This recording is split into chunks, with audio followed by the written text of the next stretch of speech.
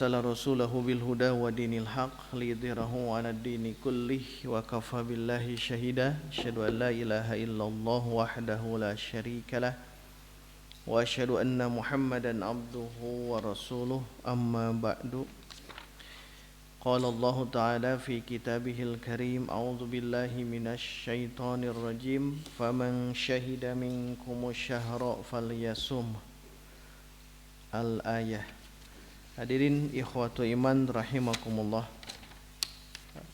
Kajian di hari ini kita akan meneruskan penggalan dari ayat 185. Setelah di pertemuan kemarin membahas tentang Ramadan, bulan yang penuh barokah dikarenakan bulan diturunkannya Al-Quran. Kemudian kitab-kitab yang lain pun diturunkan di bulan Ramadan. Kemudian perdebatan ulama apakah cukup menyebut Ramadan saja atau dengan tambahan syahrul Ramadan. Terakhir, fungsi dari Al-Quran itu kita lewat ya, yaitu hudal linnas, kemudian wabayyinatin minal huda, kemudian Al-Furqan. Nah, hari ini kita masuk ke penggalan ayat 185. Faman syahida minkumus syahra falyasum. Maka siapa di antara kalian yang menyaksikan bulan, maksudnya tidak safar, hadir di negeri itu, falyasumhu, maka hendaklah dia saum pada bulan itu. Nah, nanti oleh Imam Ibnu Katsir panjang lebar dibahas tentang apa maksud dari ayat tersebut. Kemudian ada 4 permasalahan yang disodorkan oleh beliau. Kemudian hadis-hadis yang terkait dengan al-yusru, kemudahan. Beberapa hadis disodorkan oleh beliau. Nanti dipungkas dengan yuridullahu bikumul yusra wa la yuridu bikumul usra. Nah, maka kita akan coba bacakan ya, di tafsir ini satu demi satu.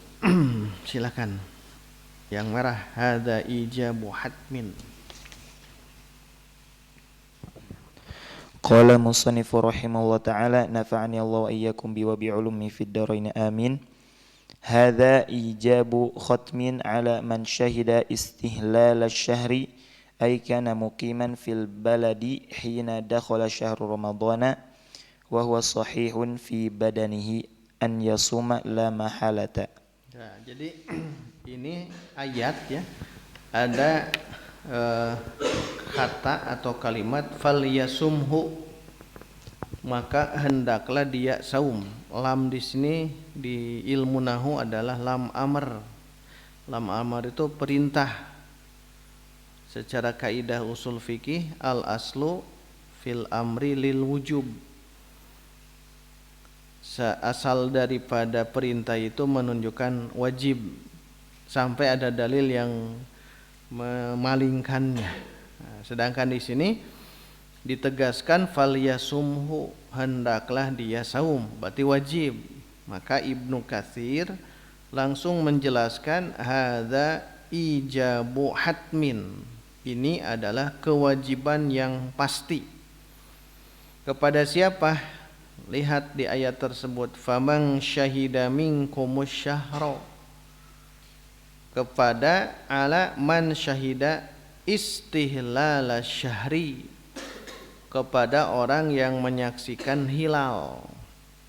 Istihlal itu hilal. Maka nanti akan perbedaan fikih ya tentang hilal. Ada yang nanti di ru'yah hilal itu secara global, secara dunia. Kalau ada di Arab melihat hilal secara dunia itu mesti saum besoknya, berarti ru'yah global namanya, dan itu masyhur ya, terkenal.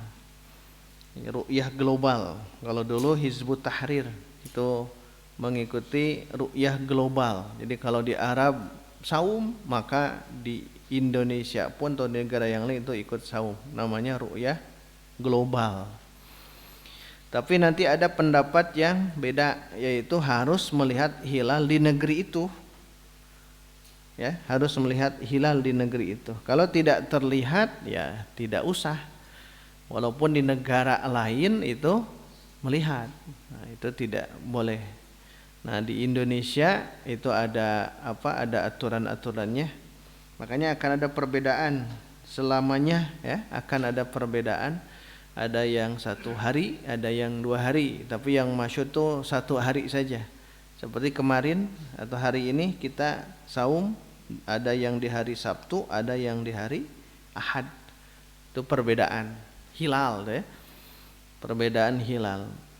Dikarenakan tidak ada yang melihat, nah, maka Sabtunya itu masih bulan itu Sya'ban, maka saumnya di bulan saumnya di hari Ahad. Tapi ada yang mengatakan ini wujudul hilal, hilalnya ada, mau terlihat mau tidak, maka hari Sabtu.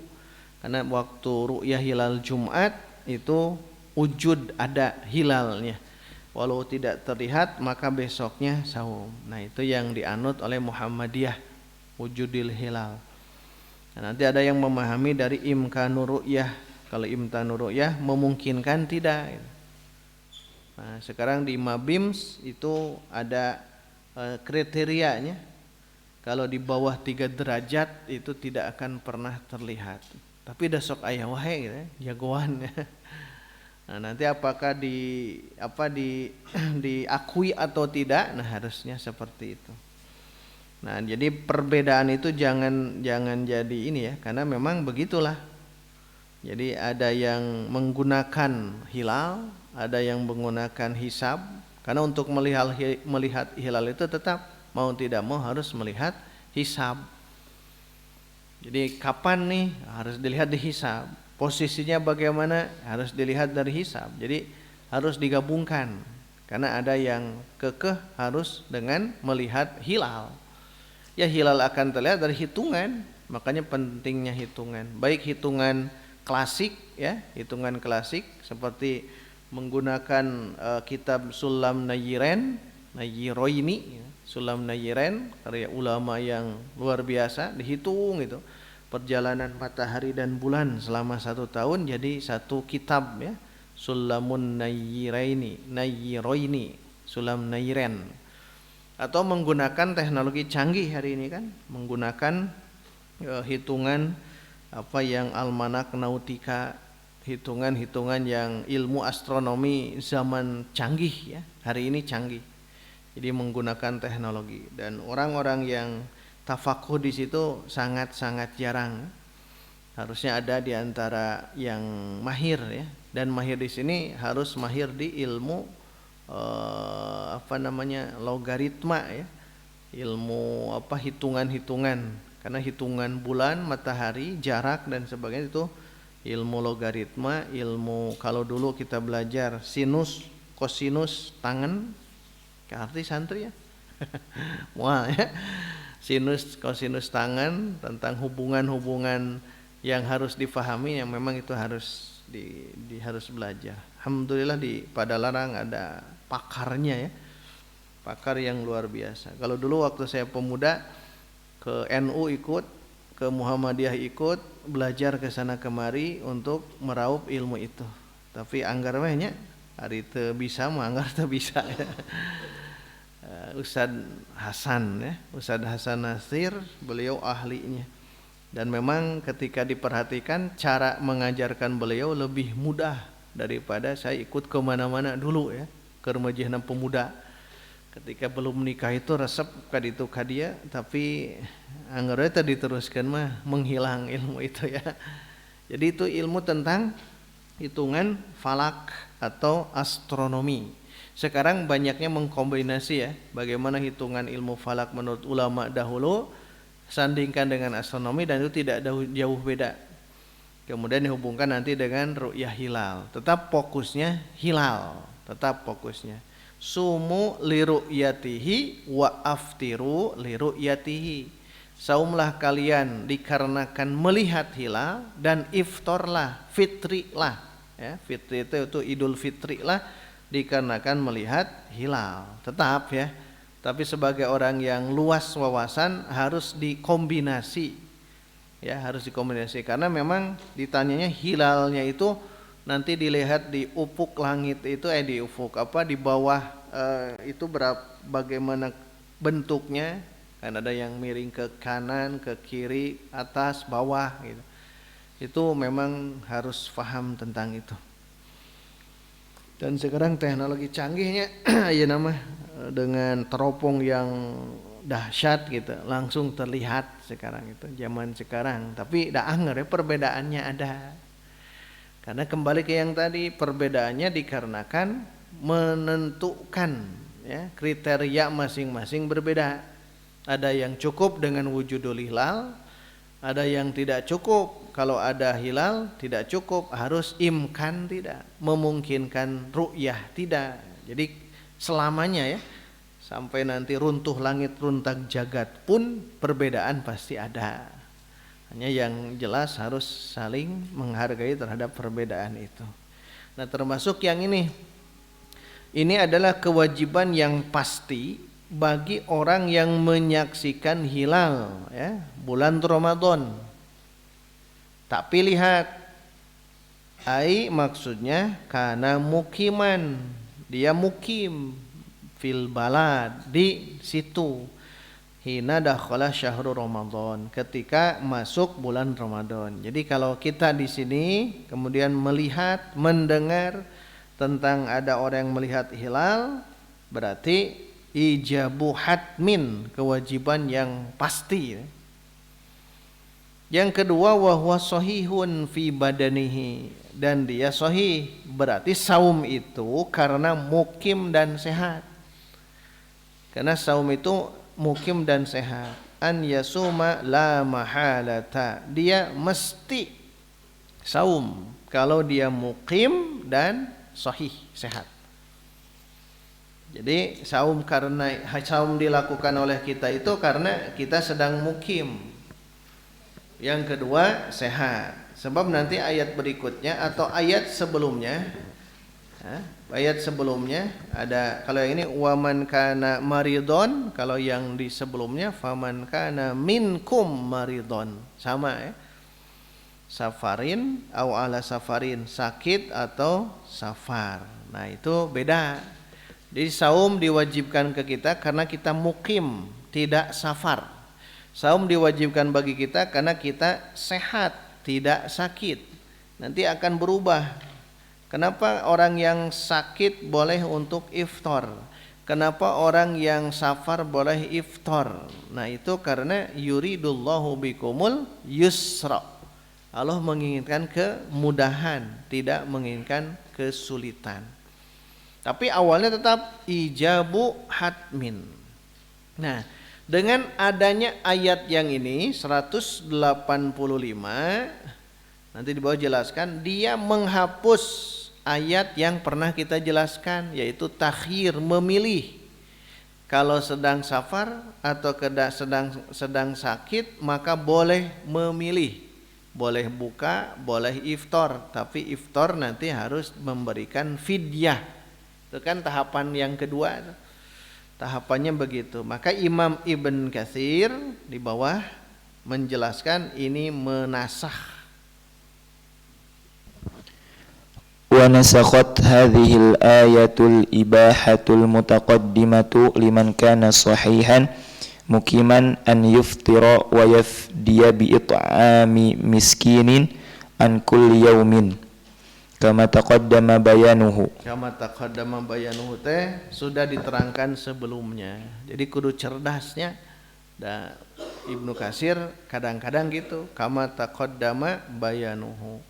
Atau ini sudah dijelaskan di surah anu gitu. Atau ini sudah diterangkan menyendiri di kitab yang sudah saya buat, kata beliau.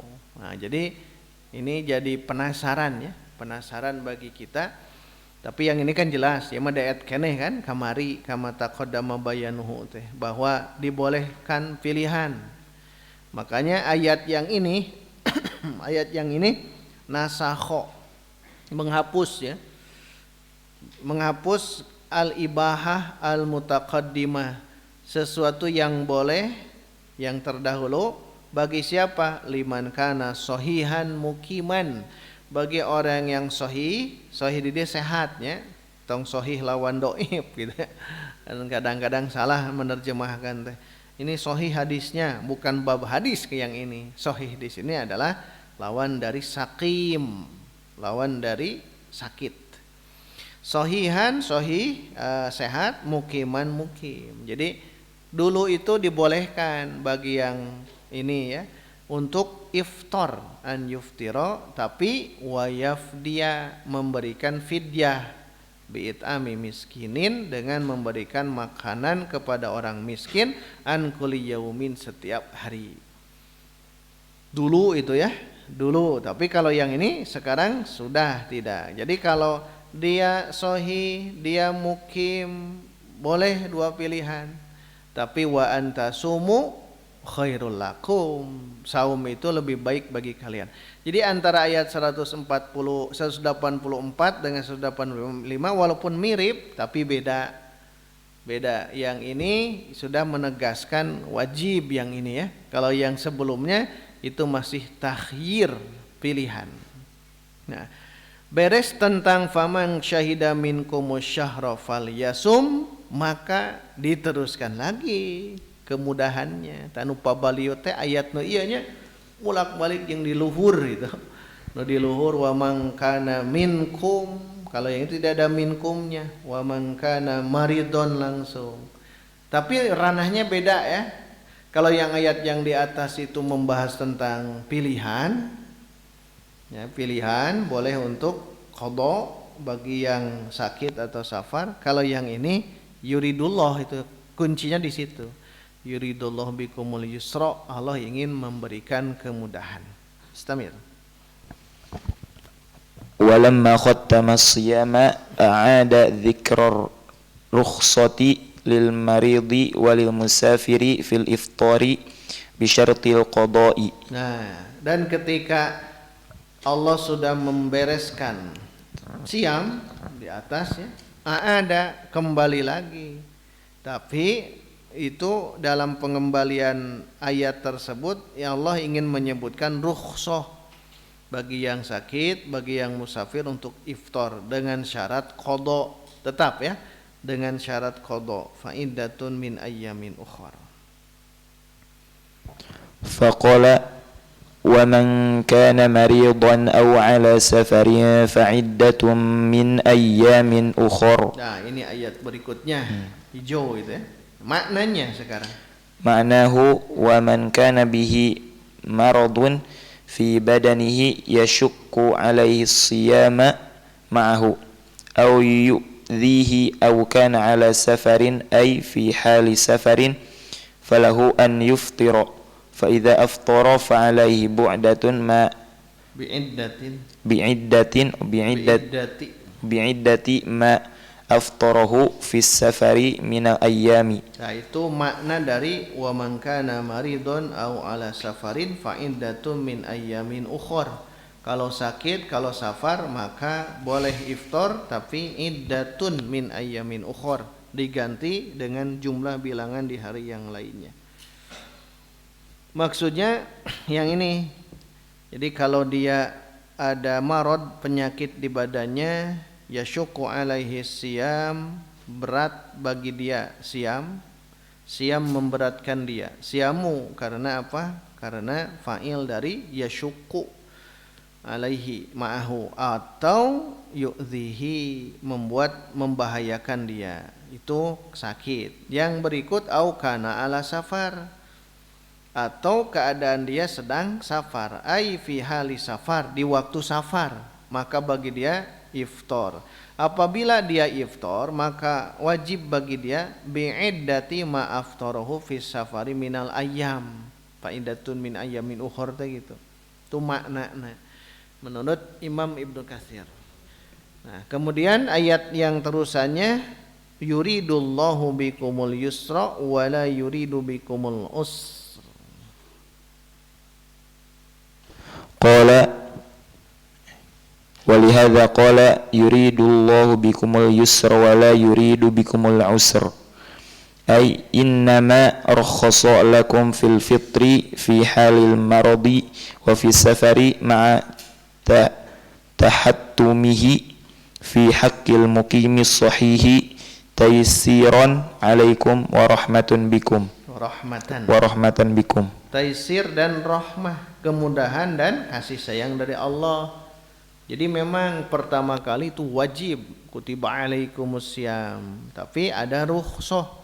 Maka di penggalan ayat ini Allah berfirman yuridullahu bikumul yusra, Allah menginginkan kemudahan bagi kalian, wala yuridu bikumul usra, tidak menginginkan kesukaran itu bagi kita ya.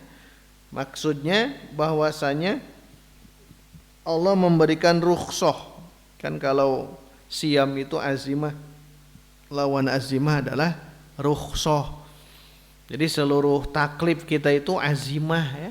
Salat, saum, zakat, haji semuanya azimah. Salat mau tidak mau laksanakan, azimah namanya. Zakat kalau sudah sampai nisab haul wajib, azimah.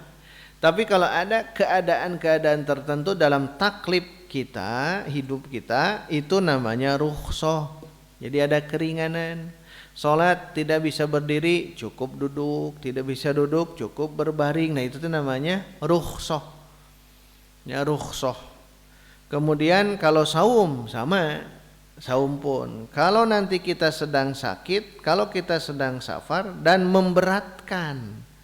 Ingat, memberatkan, jadi bahaya. Jadi ketika safar ke Bandung bahaya ya, akan membuat ke badan itu menjadi lemah. Maka boleh safar, boleh iftar kalau sedang safar. Jarak safar itu tidak ditentukan berapa lama. Tanya saja ke dalam diri.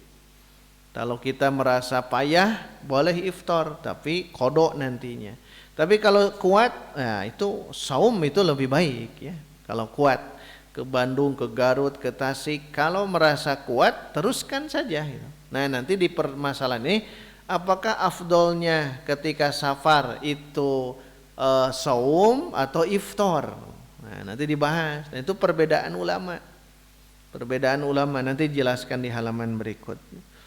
Nah di sini dijelaskan innama rakhasalakum fil fitri. Nah, fitri ini bukan Idul Fitri ya. Idul Fitri. Idul Fitri itu apa artinya? Id kembali, fitri itu bukan fitrah ya. Kembali ke fitrah minal aidin wal faizin. Minal aidin dari orang-orang yang kembali kepada fitrah, wal faizin dan orang-orang yang berhasil, orang yang sukses. Itu bukan dari Nabi ya. Minal aidin wal faizin ya, mohon maaf lahir dan ternyambung gitu. Jadi mohon maaf lahir dan batin bukan makna dari minal aidin pakai dal, aidin wal faizin. So, kadang aidin mah yang melindungkan diri dari kamu gitu. Jadi minal aidin itu dari ulama saja. Yang pas itu bukan itu ya, tapi taqabbalallahu minna wa minka. Itu yang pasnya. Tapi karena kita biasa minka dirubah jadi minkum. Taqabbalallahu minna wa minkum. Tekudu nambahan deui siamana wa siamakum. Kayak ditambahan deui kada sok. Nah, naon tah? Tilawatana wa tilawatakum. Qiyamana wa qiyamakum. Shadaqatana ayo itu. Ada bongan saha gitu. Di main nambah-nambah teh bakal mikir terus ka dituna. Udah saja taqabbalallahu minna wa minkum. Boleh ngobrol apa, boleh diaminkan, boleh bersahutan kembali. Taqabbalallahu minna wa minkum. di ajaran Islam ada memang teu aya rame-ramenya kudu ka mana ka tetangga minta maaf, tidak ada sebetulnya. Tidak ada. Atau saya taqabbal bukan minta maaf. Kan budaya ya. Budaya di kita itu ya harus begitu gitu, harus begitu. Di budaya. Kalau di Arab sekarang kan beres sholat Id ya udah beres biasa gitu. Biasa tadi orang mah kudu munteng ngopor. Itu bukan Id ya. Idul Fitri itu kembali ke fitri. Fitri itu buka. Bukan fitrah, bukan. Idul Fitri itu kembali ke buka. Buka, tidak saum di hari itu. Itu maksudnya. Termasuk zakat, bukan fitrah. Zakatul fitri. Zakat fitr itu adalah zakat yang itu nanti untuk fitri gitu. Buka. Jadi fitri bukan berarti fitrah, bukan ya. Bukan berarti kembali ke suci, bukan. Biasa itu teh. Jadi kembali buka lagi yang tadi imsak, siam, jadi buka lagi itu namanya Idul Fitri namanya ya. Kadang di penamaan ya, penamaan termasuk zakat fitri yang pasnya. Zakat fitrah memang ada di Bulughul Maram Tuan Hasan, beliau membuat judul zakat fitrah. Tapi kalau di Arabnya kan di tulisan teksnya itu zakatul fitr, zakatul fitri. Jadi zakat fitri yang pas. Supaya afdol aya zakat fitri garis miring zakat fitrah geus hiji gitu. Hiji. Tapi ya merubah sesuatu yang sudah biasa itu memang tidak mudah ya, karena zakat fitrah kita dari dulu zakat fitrah. Nah ini fitri itu buka ya. Innama rakhasalakum fil fitri, berbuka fi halil maradi, pada keadaan sakit, wa fis safari, dalam keadaan safar. Ma'at tahattumi, tuh kan jelas, ma'at tahattumi, dibarengi dengan itu tetap al-hatmu lazimun, mesti saum, hite kanu saum fi hakil mukim sahih, bagi orang yang mukim dan sehat. Jadi tetap ya jadi begini, ayat sebelumnya itu diberikan pilihan, nah ayat ini tetap ya. Kalau mukim sahih itu wajib tetap ya. Kalau sebelumnya kan diberi pilihan. Kenapa ini diberikan rukhsah, taisiron alaikum, diberikan kemudahan bagi kalian, wa rahmatan bikum, dan rahmat buat kalian. Jadi rahmat Allah ya. Kalau kita tidak kuat, nah makanya memang dimaksimalkan saum.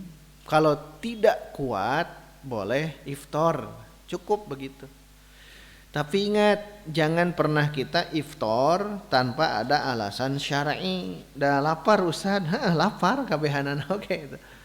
Tapi kalau saum ini menjadi bahaya bagi dirinya, yaitu boleh iftar. Makanya nanti ada orang-orang tertentu yang masuk ke dalam ranah apakah dia bukanya itu nanti harus qada atau harus fidyah. Nah, itu memang diatur di situ. Nah, beres itu ya. Jadi itu kalau bisa dimerahkan semuanya ini, karena ini pendapat beliau. Jadi telaahan beliau dibuatkan sedemikian rupa sampai yang barusan halaman 1. Halaman 16 itu ya. Kemudian halaman 17, nah ini mulai berlakulah fikih, hukum. Jadi Ibnu Katsir itu, beliau itu kehebatan beliau ya, ketika menafsirkan kadang hukum dibahas juga, karena tafsir ahkam. Tapi gayanya ya gaya seperti dulu gitu. Gaya seperti dulu, kalau gaya seperti sekarang kan renyah ya. Kalau sekarang renyah baca kitab-kitab yang sekarang. Ulama-ulama sekarang sudah dipakai apa ini gitu, renyahnya luar biasa. Tapi ini juga sama ya, sama. Ada masalah ke-1, masalah ke-2, ke-3, ke-4, ada 4 permasalahan. Nah, kita coba telusuri ya. Kalau yang di atas masalah ke-1 itu hitam, kalau setelah itu merah. Kenapa warna merah? Karena ini telaahan beliau. Jadi dikritik juga oleh beliau masalah pendapat yang di atas. Baik, kita coba satu-satu ya. Satu-satu. Silahkan halaman 17. Wa hahuna masailu tata'allaqu bihadhil ayati. Wa hahuna, di sini hahuna itu masailu, ada masalah-masalah. tata'allaqu yang berhubungan bihadhil ayah dengan ayat ini. Jadi khusus ayat ini ada bahasan. Jadi lihat ya, cara menafsirkan memang begitu ulama-ulama. Ini kan 185 Syahrul Ramadan sudah dibahas. Padahal di ayat itu juga Syahrul Ramadan sudah dibahas. Kemudian memaknai Ramadan sudah dibahas. Kemudian penggalan ayatnya faman kana wa man kana maridon au ala safarin. Nah, itu perlu dibahas khusus gitu. Maksud ayat ini maksudnya penggalan ayat. Memang diperhatikan cara menafsirkan ulama itu tidak langsung satu ayat tafsirkan, tidak. Kadang dipenggal-penggal. Kenapa dipenggal-penggal? Memang satu waktu kita akan memahami ya, dipenggal. Yang ini satu ayat, yang ini dua ayat. Seperti Ibnu Katsir, yang ini 3 ayat, yang ini sekaligus ada gitu. Kalau sekaligus biasa tentang kisah, cerita sekaliguskan. Nanti beliau buatkan ringkasan atau tambahannya. Ini pun sama ya. Jadi khusus penggalan ayat ini ada 4 masalah. Ada 4 masalah. Masalah pertama, ihdaha annahu qad dhahaba ta'ifatun minas salafi ila anna man kana muqiman fi awwal syahri thumma safara fi athnaihi falaysa lahu al-iftaru bi'udhri safari wal halatu hadhihi. Ini unik ya. Unik kalau sudah masuk ranah fikih. Jadi kepikiran awal mah, tapi jadi kepikiran. Yang pertama lihat madhab atau berpendapat sebagian ulama salaf, berarti ulama terdahulu. Ada yang berpendapat bahwa man kana muqiman fi awali syahri, kalau ada orang dia mukim itu tidak safar ya, cicing di lemburna. Lamun bahasa Sundana naon? Cicing teh ngajedog gitu. Cicing di rumahnya atau di tidak safar. Kalau ada orang mukim di awal bulan Ramadan, berarti kan dia siam, saum. Summa safaro fi athnaihi, di tengah Ramadan dia safar. Kemana misalnya? Nah, di sini aturannya falaisa lahul iftaru, maka tidak boleh iftar kalau safar. Coba bayangkan ya.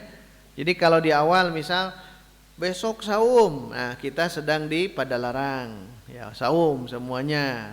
Seminggu kemudian safar ke satu daerah. Nah, di sini falaisa lahu iftar, maka dia tidak boleh buka ketika safar. Kenapa?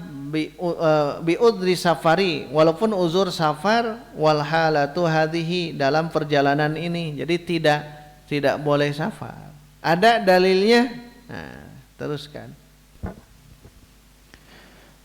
Liqaulihi faman syahida minkumus syahra falyasum wa innama yubahul iftaru limusafirin istahalla syahra wa huwa musafirun. Tuh kan ayat dalil lagi teman. Dalilnya faman syahida minkumus syahra falyasumhu, kalau dia mukim melihat hilal lalu saumlah. Wa innama yubahul iftaru, hanya saja dibolehkan iftar itu li musafirin, bagi musafir istahalla syahra, yang dia menyaksikan bulan itu, maksudnya hilal di lemburnya, wa huwa musafirun, ketika dia musafir. Jadi kalau sudah dalam perjalanan ya tidak boleh, tidak boleh buka, tidak boleh iftar. Nah ini kan rada aneh gitu. Dari awal boleh saum, tapi ketika di tengah jalan akhirnya dia safar, maka tidak boleh membatalkan saumnya. Ini kan aneh. Masalah makanya di sini, permasalahan, ada yang harus ditanyakan. Nah langsung Ibnu Katsir menjelaskan di mana pendapat itu, maka kita penggal ya, bedakan. Di mana pendapat itu sampai ada yang mengatakan seperti itu. Kalau di awal bulan dia mukim wajib safar. Ketika di tengah jalan dia safa wajib saum. Ketika dia tengah jalan safar maka tidak boleh iftar atau buka. Ternyata di bawah jelaskan pendapat siapa di sini? Wa hadzal qawlu gharibun naqalahu Abu Muhammad bin Hizamin fi kitabihil Ibnu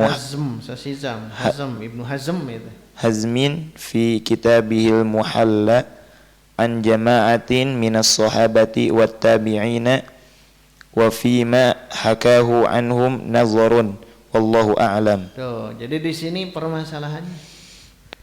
Jadi kata Ibnu Katsir, wa hadzal qaulu gharibun, itu pendapat gharib, asa aneh gitu. Asa aneh. Salah selintas mah teu anehnya karena kita belum paham. Tapi beliau menjelaskan ini aneh pendapat ini. Ternyata pendapat ini dinukilkan oleh Abu Muhammad bin Hazm. Sering kita ringkas Ibnu Hazm. Ibnu Hazm Al-Andalusi ya, Spanyol ya. Ibnu Hazm punya kitab yang terkenal namanya Al-Muhalla. Jadi dalam kitab Al-Muhalla karya Ibnu Hazm itu dinukilkan pendapat yang barusan dari sekelompok sahabat dan tabi'in, tuh kan, sahabat tabi'in. Nah, tapi apa yang dia Ibnu Hazm, dari apa yang diungkapkan oleh Ibnu Hazm tentang mereka itu jama'atus sahabah ya, dan tabi'in, yang diungkapkan oleh beliau itu nazarun, perlu diteliti kembali, wallahu a'lam. Jadi ini masuk ke ranah wallahu a'lam, itu adalah ulama itu merasa tetap menghargai ya, tetap menghargai, dan hati-hati ulama, hanya Allah yang tahu. Jadi oleh beliau kritik dulu tentang pendapat Ibnu Hazm dalam kitab Al-Muhalla, tentang pendapat yang tadi aneh ya teh. Nah, diakhiri dengan perlu dinazar, diteliti kembali. Nazar itu bukan melihat ya, melihat bingung, harus dilihat, tapi diteliti kembali kalau dalam ranah yang seperti ini. Nazarun, diteliti, wallahu a'lam. Wallahu a'lam. Ini merasa apa? Jembar keilmuan ulama ya. Ayo urang wallahu a'lam teh lamun teu apal. Eta hukumna kumaha? Wallahu a'lam. Allah we nu uninga bari jeung teh ieu. Kalau wallahu a'lam itu kita jawab dulu, tapi dikhawatirkan ini ada kekeliruan, kesalahan, baru ungkapkan wallahu a'lam, dan Allah lah yang maha mengetahui. Ayo mah wallahu a'lam teh, wallahu a'lam we gitu kan. Wallahu a'lam we.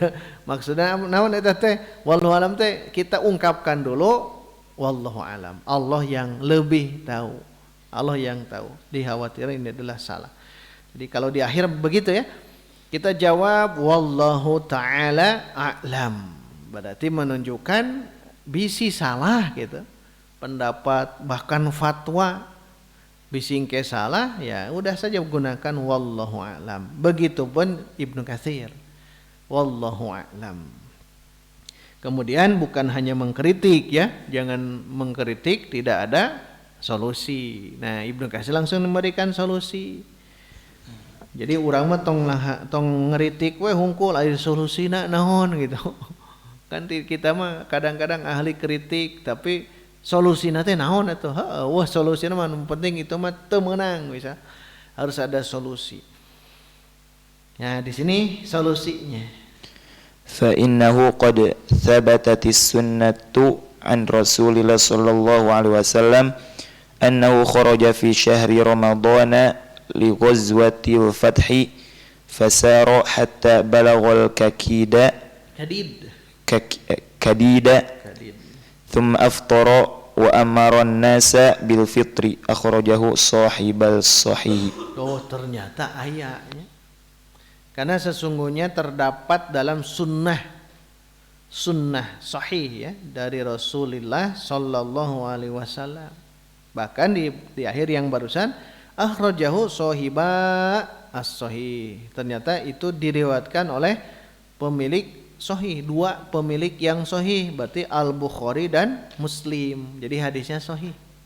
Yang mana annahu sallallahu alaihi wasallam kharaja, bahwa beliau keluar di bulan Ramadan di waktu Ghazwah Fathi atau Fathu Makkah.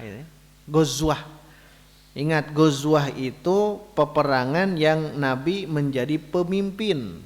Berapa kali dalam peperangan Nabi, dalam Ghazwah Nabi? 27. Sab'an wa ishrina u'dudan.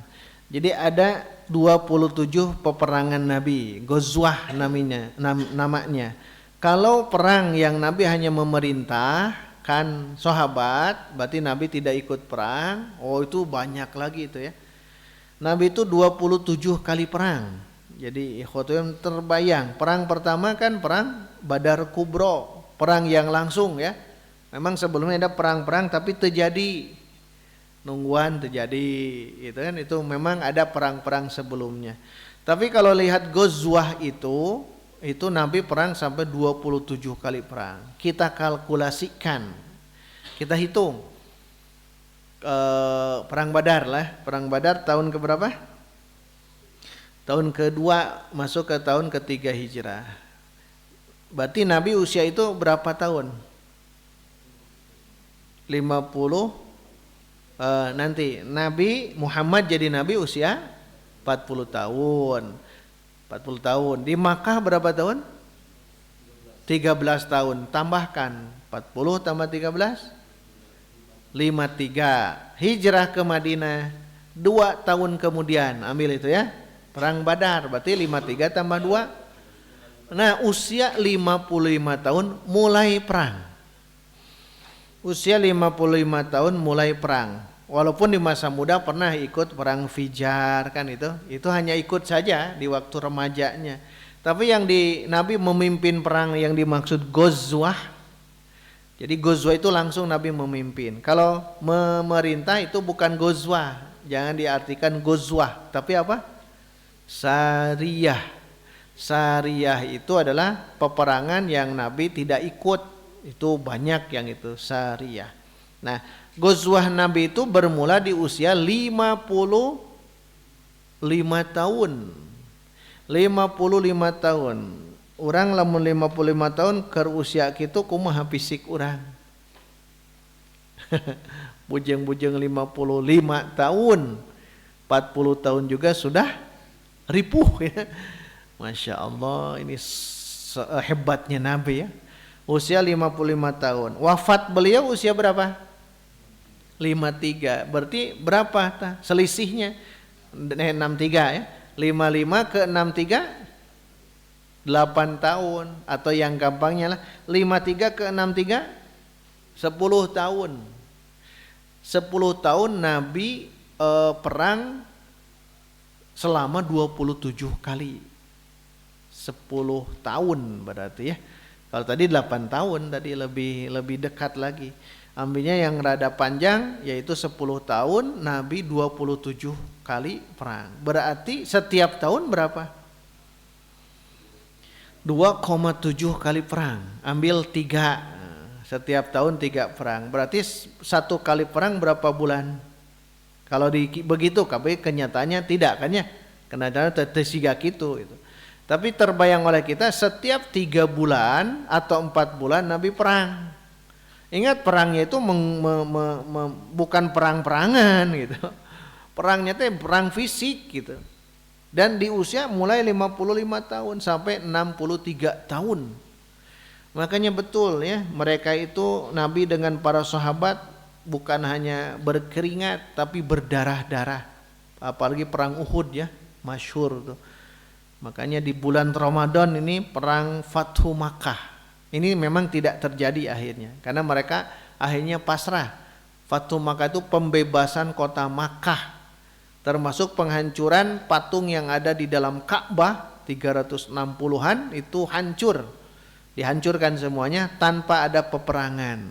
Nah, itu Fathu Makkah tahun ke-8 Hijriah. Tahun ke-8 karena 2 tahun kemudian ada yang mengatakan 9 Hijriah. 2 tahun kemudian Nabi wafat. Nah itu Fatu Makkah yang yang diabadikan dalam juz amma yaitu surah An-Nasr. Idza jaa nasrullahi wal fathu. Diberikan pertolongan dan diberikan kemenangan. Ghazwah Fath itu Ghazwah Fathu Makkah, pembebasan kota Makkah di bulan Ramadan yang ini. Makanya di bulan Ramadan itu memang harus kita lebih maksimalkan ya di bulan Ramadan, karena Nabi itu perang selamanya gitu ya. Selama hidupnya beliau perang. Ketika mukim baru Nabi ajarkan. Maka nanti ada dua kelompok. Satu kelompok mujahidin, kedua kelompok tafakuh fid din. Nah, itu harus dipilihnya oleh kita. Tong teu aya masuk didinya gitu. Harus pilih. Apakah kita masuknya ke mujahidin berarti siap perang. Kalau perang itu ya kita ikut perang gitu. Perang. Kalau zaman sekarang perangnya bukan perang fisik di kita itu. Kita berjuang untuk menjemput rizki nanti untuk keperluan umat Islam. Nah, itu disebut mujahid zaman sekarang. Kalau zaman dulu kan perang langsung.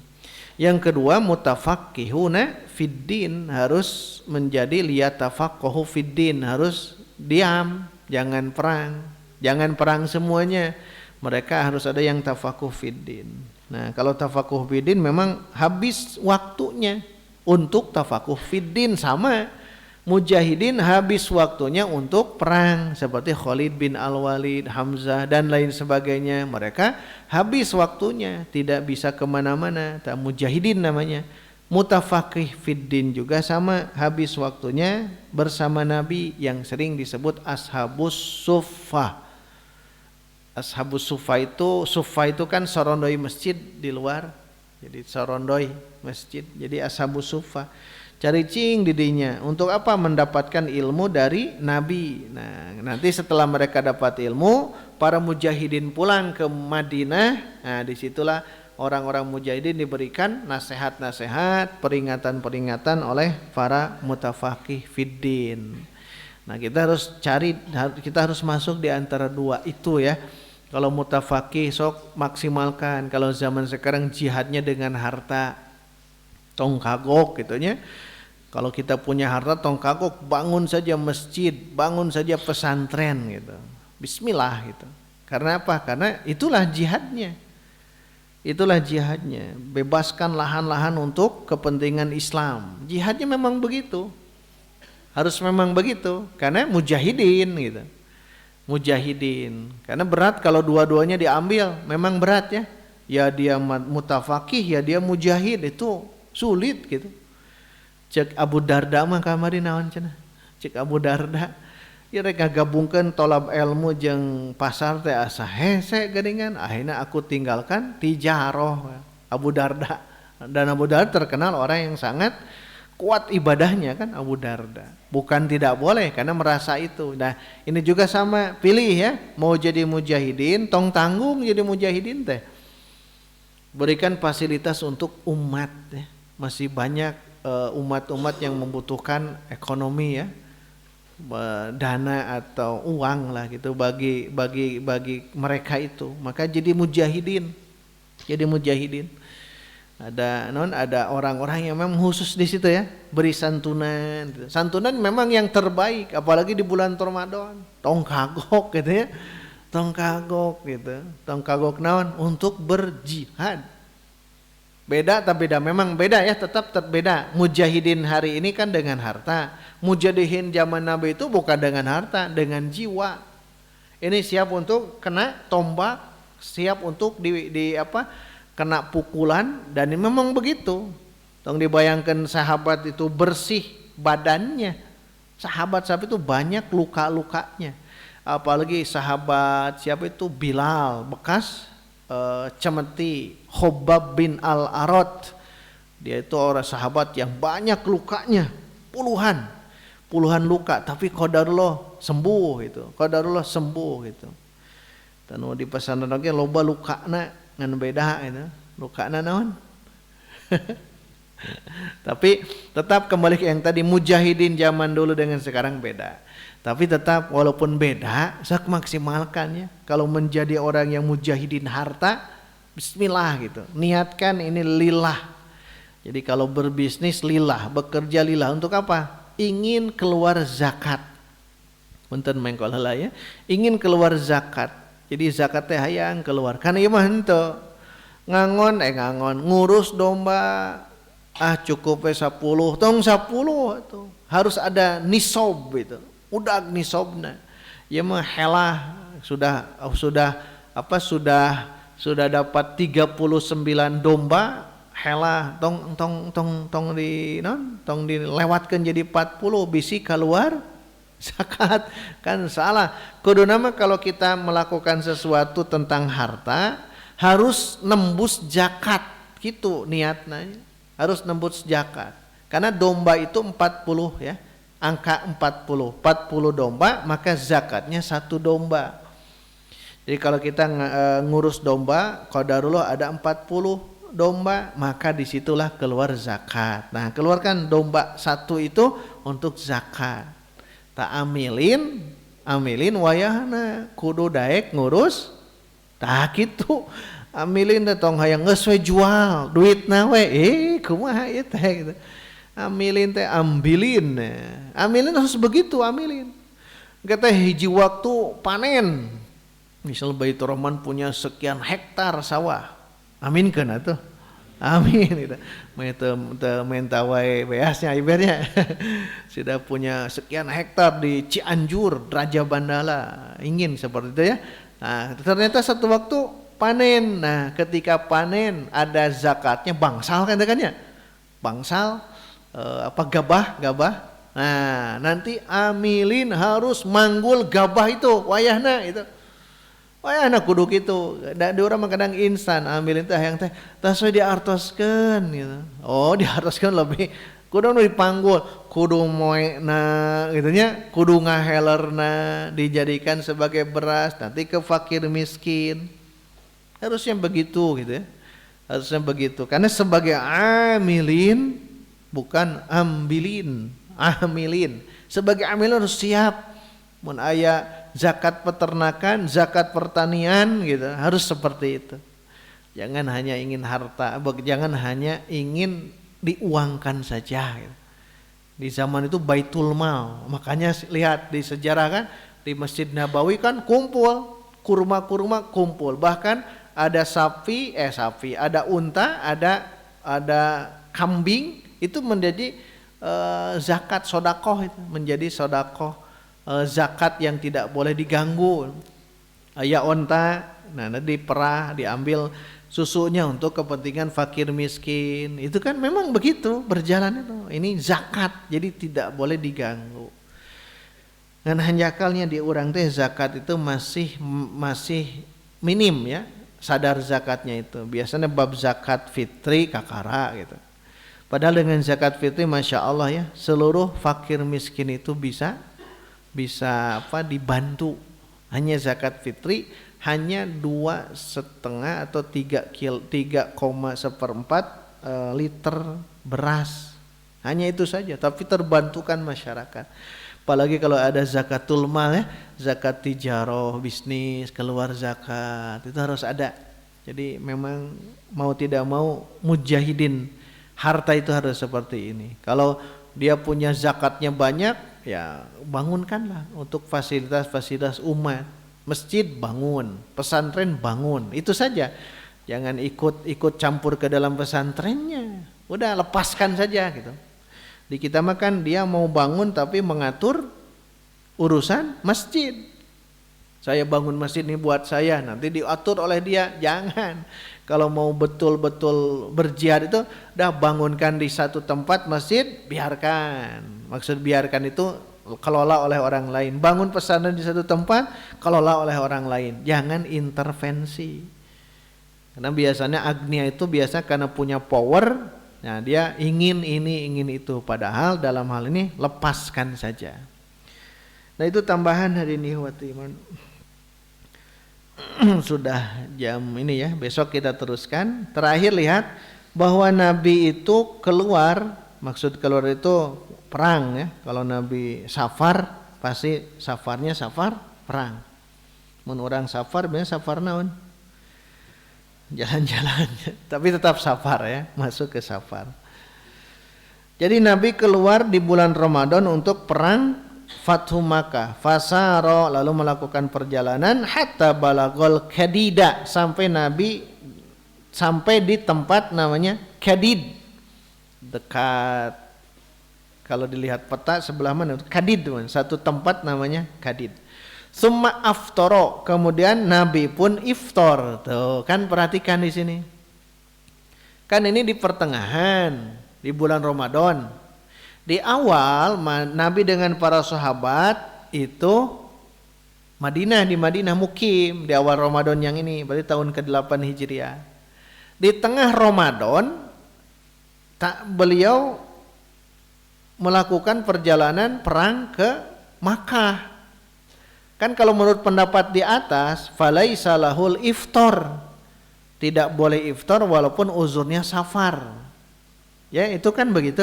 Tapi aneh, justru ada riwayat bahwa Nabi di bulan Ramadan melakukan ghazwah Fathu Makkah, Nabi singgah di Kadid, Nabi iftar di situ gitu. Buka di situ. Wa amaron nasa bil fitri, justru Nabi pun memerintahkan orang-orang untuk fitri juga, iftar juga.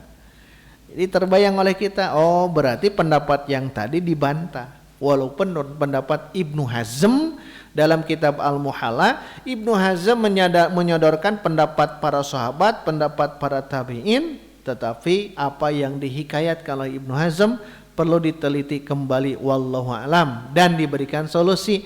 Bukankah di bulan Ramadan di perang Fathu Mekah Nabi pernah buka di satu tempat namanya Kadid, dan Nabi memerintahkan sahabat pun untuk berbuka.